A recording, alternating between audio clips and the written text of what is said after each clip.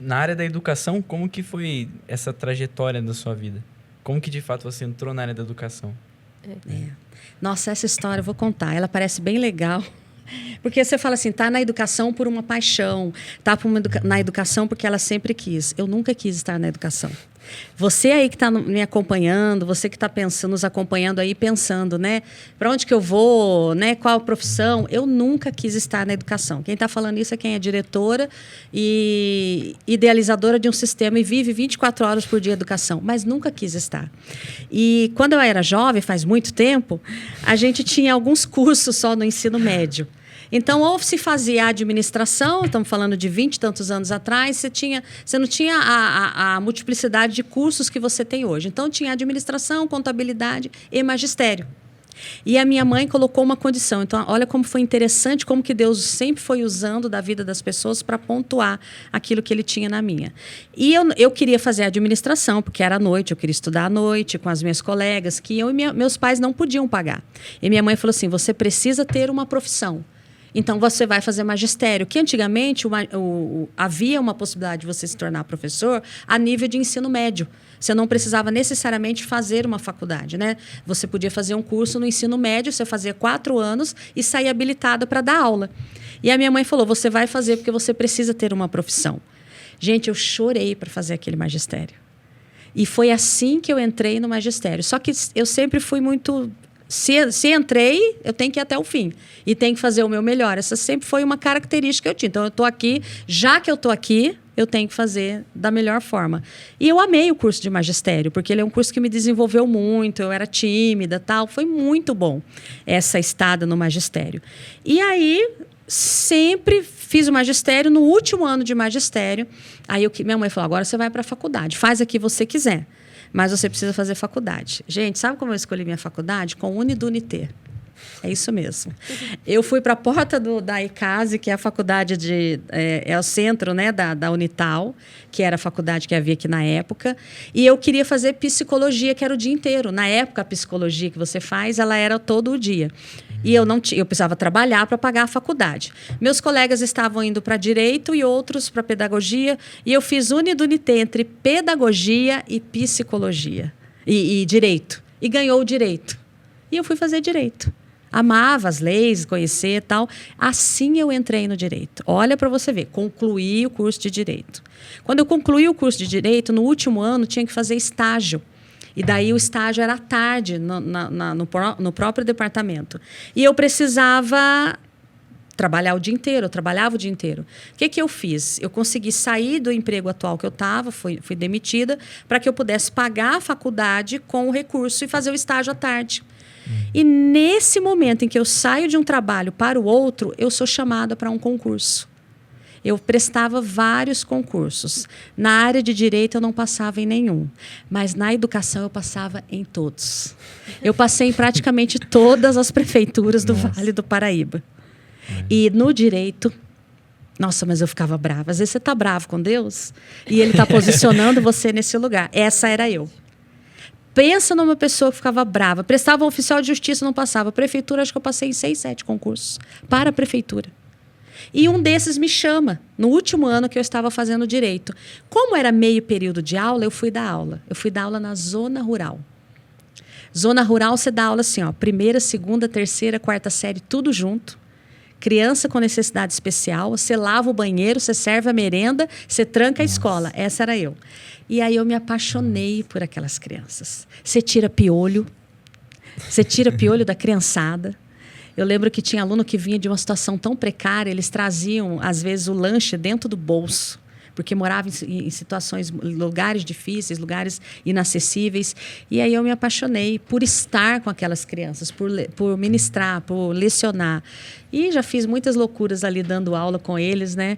E foi assim que eu entrei na educação. E ali eu permaneci 9 anos. O que era para durar pouco, foram 9 anos dentro da sala de aula, lecionando na zona rural, que foi algo muito precioso. Tem algumas histórias que eu falo para as meninas, né? Eu levava os alunos para minha casa, você acredita? Porque aquelas crianças moravam em lugares muito distantes, alguns nunca tinham ido a shopping, nada. O que eu fazia? Eu fazia uma relação, fazia uma lista.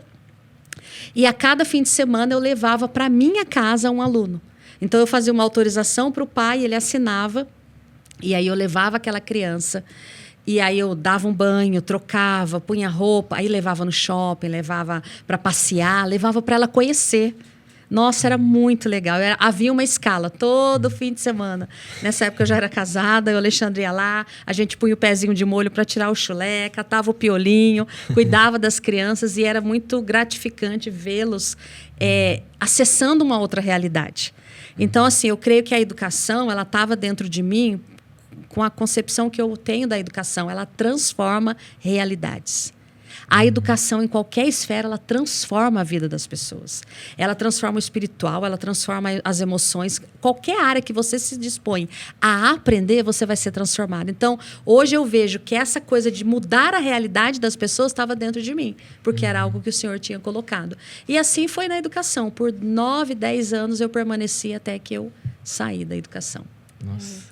E a gente reconhece a educação como uma ferramenta muito forte, porque até mesmo hoje a gente estava conversando sobre isso. Jesus escolheu ensinar, né? Ele podia vir tocar na cabeça de todo mundo, tá tudo certo, resolvido. Mas não, ele escolheu ensinar, escolheu ter discípulos. Então, é muito legal ver essa relação da educação com aquilo que Deus quer, né? E eu queria perguntar uma coisa. Pergunte. Qual foi a experiência assim, mais impactante na sua vida nesse período de educação? Se teve uma criança que você teve uma experiência assim, inesquecível, algo que realmente te impactou? Sim, e é interessante porque tudo isso aconteceu, eu era recém-casada e estava finalizando esse processo na educação, né? E aí eu estava me convertendo. E o Espírito Santo, ele vai trabalhando com a gente, né? Então, já meus últimos anos lecionando, porque eu saí de todo o trabalho educacional que eu tinha, quando eu engravidei, tive a minha filha mais velha, que é a Alice, e quando ela tinha 1 ano e meio, eu me desliguei de tudo para ir fazer o meu outro projeto educacional, que era ter filhos, né? Comecei com 1, tenho 3, já parei, já encerrei esse projeto também, né? Mas eu lembro que eu vivi muitas coisas emocionantes. E meus últimos anos lecionando na escola rural, era uma grande escola rural, agora eu não estava mais sozinha. Então eu vivi coisas do tipo assim... Gente, eu dirigia moto, eu pilotava, né? Que moto você pilota. Eu pilotava uma XLR, aquela que você bate o pé, daí o pedal volta assim na sua canela, era essa que eu pilotava. Na zona rural e rodava acho que 20 e tantos quilômetros para chegar na escola rural que eu dava aula. E eles não tinham festa de aniversário.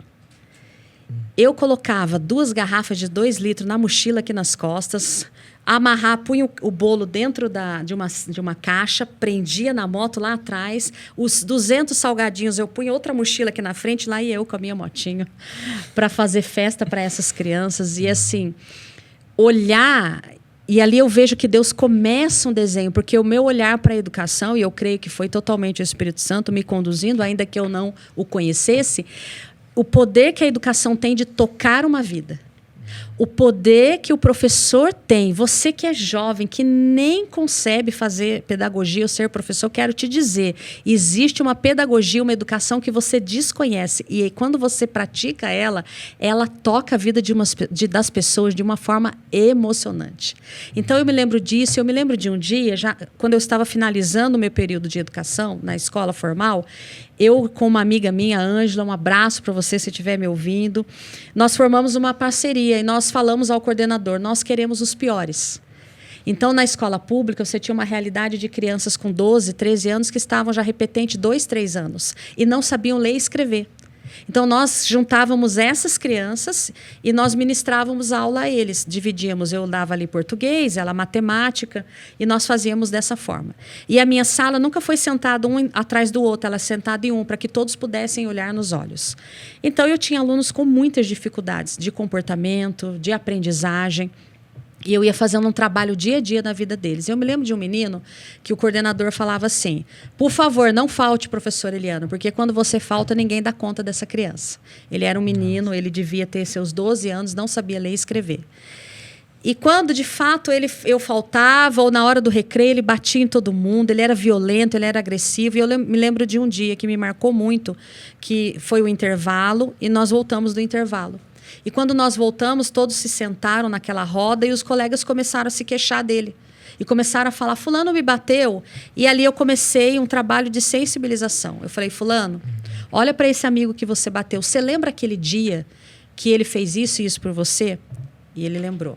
E aí eu fui tentando mostrar para ele, essas pessoas que você bateu e agrediu, elas te amaram de alguma forma e fizeram algo por você. Aquilo foi constrangendo aquele menino e, de repente, ele bateu na mesa com os 2 punhos, jogou todo o material no chão. Sabe o que ele gritou? Ele falou assim, o meu pai não me aceita. O meu pai nunca me aceitou. Ele me dá uma pensão, mas ele não vem me ver. Aquela criança, aquele adolescente, ele era fruto de um relacionamento que a mãe dele trabalhava numa casa, engravidou do patrão, e aí esse patrão coloca ele lá no canto, na zona rural, bem quietinho, entrega uma pensão e fica lá. E veja, não tinha nada a ver. O que tinha a ver? Mas a dor que estava dentro dele, a angústia que estava dentro dele, ele expressou por meio desse ato, violentando e batendo nos seus amigos. E ali a gente pôde começar um trabalho com essa criança. Então, eu acho que a sala de aula, a educação que Deus sonha, ela muda realidades. Aí, alguns professores podem dizer, esse não é o meu papel. Não, esse é o seu papel. O seu papel é transformar uma realidade. E como que uma criança vai aprender se ela está tão oprimida e ela não encontrou alguém para ser esse acesso ao coração dela? E quando você entende isso como professor, você acessa o coração, a gente fala, né? Você entra pela via da emoção e você toca a razão.